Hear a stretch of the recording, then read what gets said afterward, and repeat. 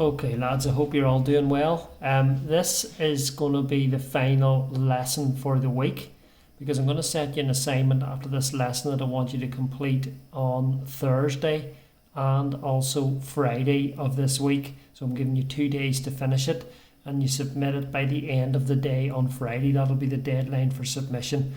So the final topic for this week is again looking at variance and standard deviation, but for grouped data.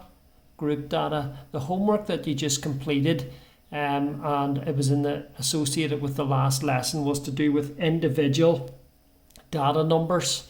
So you were given a list of numbers. I think we'll give you 5 or 6 numbers and ask you to work out the variance and the standard deviation, and it was much easier. In this case, the numbers you don't know actually, because if you look here, what this table shows you here, and I'll explain it, is the times taken by a group of 16 students to run the 100 metres are shown in this table.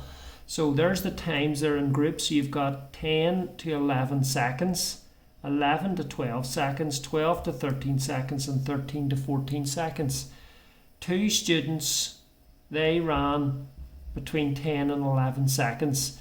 But the problem with it is you don't know what their values are. Do you know what I mean? You don't know what their values are. 5 students ran between 11 and 12 seconds, 6 between 12 and 13, etc.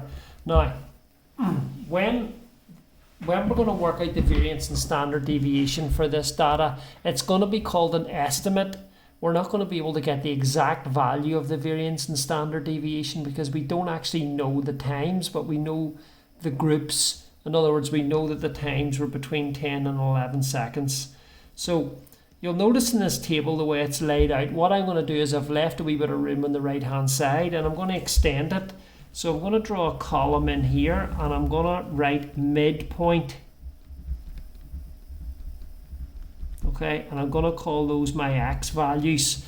So I'm going to assume that you see these 2 students here, their time in the 100 metres was the midpoint of this group, which is between 10 and 11, which is 10.5 seconds.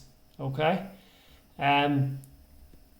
this is between 11 and 12, so this is 11.5, this is 12.5, and 13.5. Okay, so that's the first step in working out an estimate for the standard deviation and variance, is to start with looking at the midpoints. So when you've got groups, calculate the midpoint by looking at the halfway between these 2 numbers, or the average of these 2 numbers. The average of 10 and 11 is 10 and a half, etc. Right? So those are going to be my x values. What I'm going to do then is, a long way of doing it, and I'll show you, is what you can do is you can list these out. So I can say I've got 2 people who've run in 10 and a half seconds, so that'll be 10.5 and 10.5. 5 people who run in 11 and a half, so you've got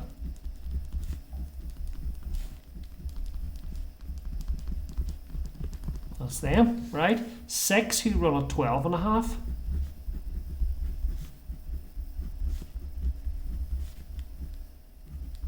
So that's 1, 2, 3, 4, 5, and another one. And 3 who run at 13 and a half. Okay? So, even though it took me a while, that is actually the data set that we have.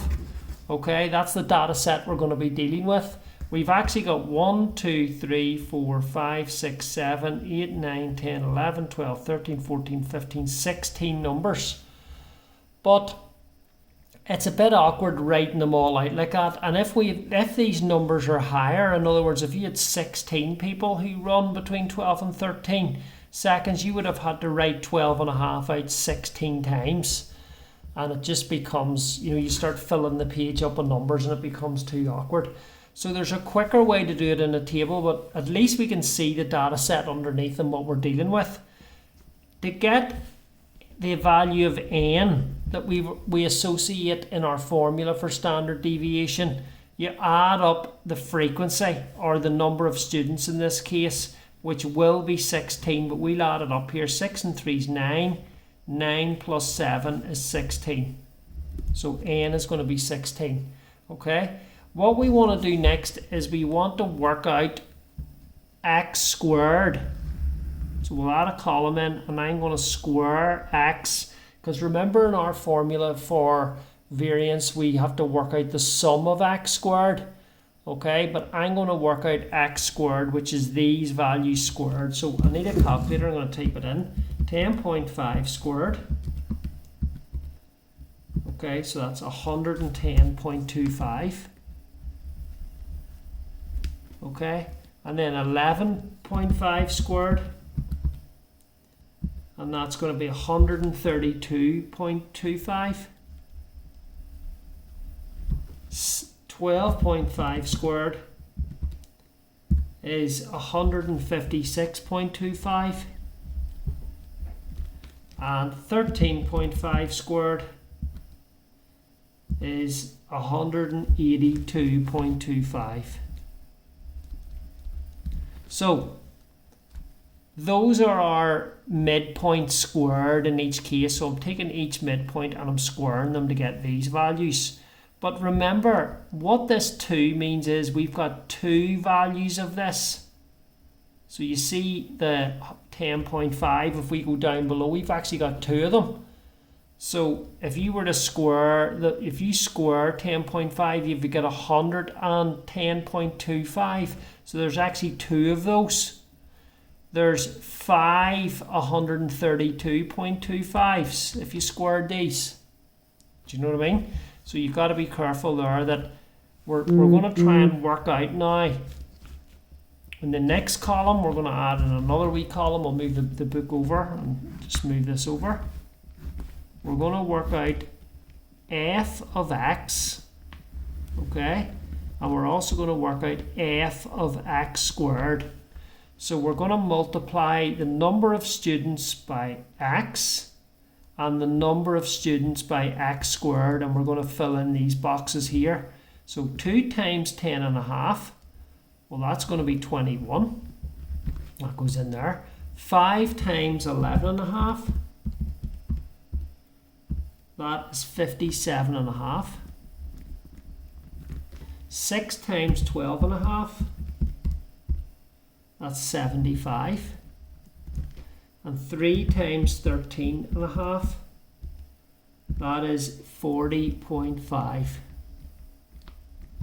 So why did I multiply f by x? Because that, see when you add up fx, these numbers here, that'll give you what all of these add up to.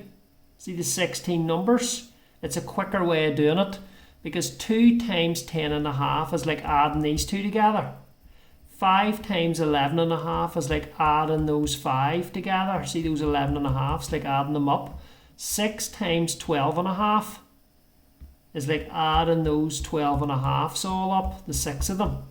So you see sigma fx, the total of this, that'll be all of these added up. So I'm going to do that now on my calculator. 21 plus 57.5 plus 75 plus 40.5, which is 194. Okay, so that tells me that if I add up all these numbers, see the data set here, I get 194, but it's a quicker way of doing it in the table.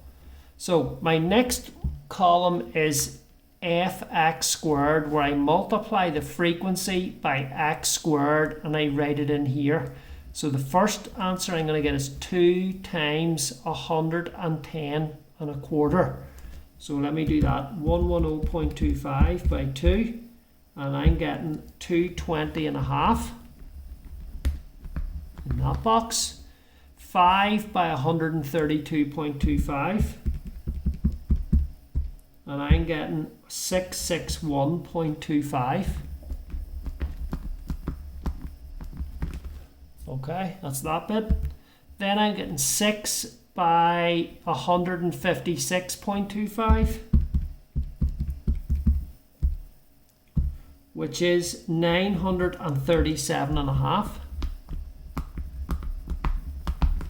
And then the last one is 3 multiplied by 182.25, which is 546.75.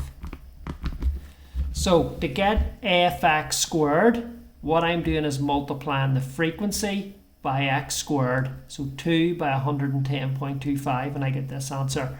5 by 132.25 and I get this answer.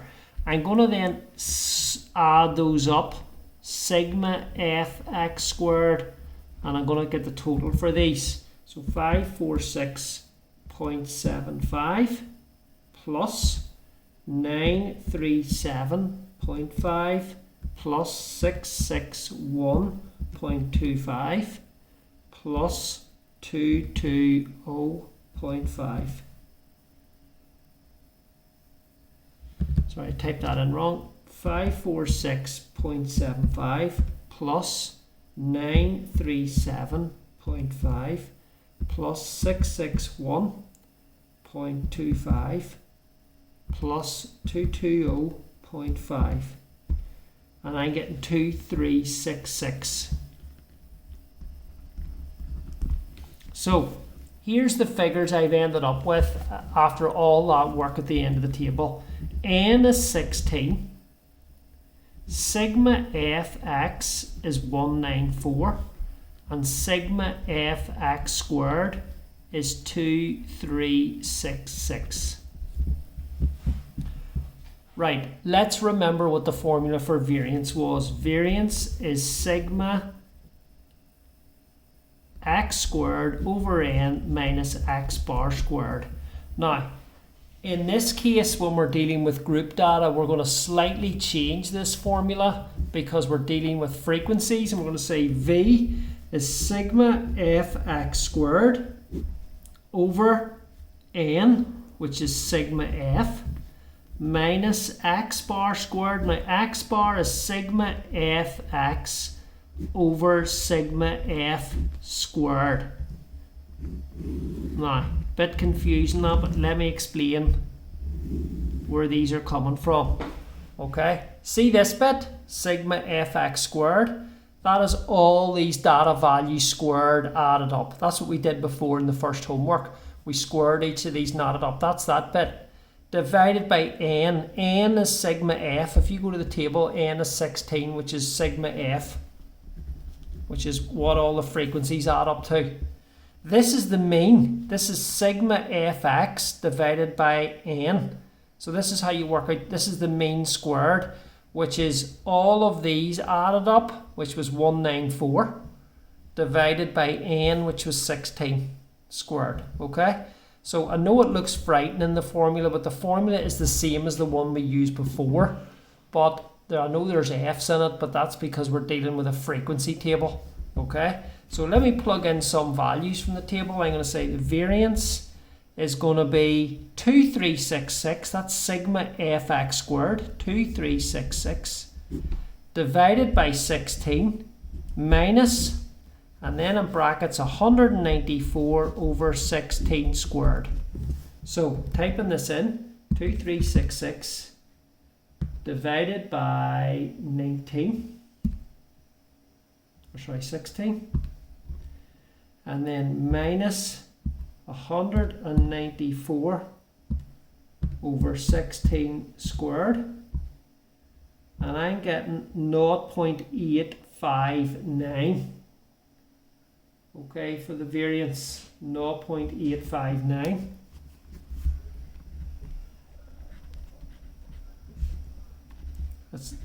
It's actually 0.859375. And then I'm going to square root that for the standard deviation, which was 0.927. Okay, and that's the question finished. So it's harder, a lot harder, this question. This is why it's on hard here, because you get this question right in the exam, you know, you're on your way to getting an A. So you've got group data here. What you need to do is get the midpoints, first of all, by looking at the halfway between each group. Then you square the midpoints. If you go through the video, you can see what I've done, squaring it. Then you multiply the midpoint by the frequency. So there's your midpoint by frequency, and you get there, which is fx, and then you multiply the midpoint, or sorry, the frequency by the midpoint squared, and you get fx squared. You then total these at the bottom, and then you put them into the formula here, and that'll give you your variance, and then you can work out your standard deviation. Remember, it's an estimate. It's an estimate because you're using midpoints and you're assuming those times are halfway in the group. So watch the video 2 or 3 times. It's going to take you a while just to get your head around that. And all I'm going to do between today and tomorrow is to give you one question to do. Now, I want you to get it right, so you take your time. The first day, I want you to watch the videos and practice the question that I've done. So see this question on the times for the runners. I want you to do that out yourself in your book, and I want you to understand why I got the answers I got. And then the second day, which is on Friday, I want you to do the question and post your answers to me by the end of the day on Friday. I'm expecting them in on Friday before the weekend. Okay, so hopefully everybody's well. If there's any problems, give me a shout and I'll be able to help you. Okay, good luck.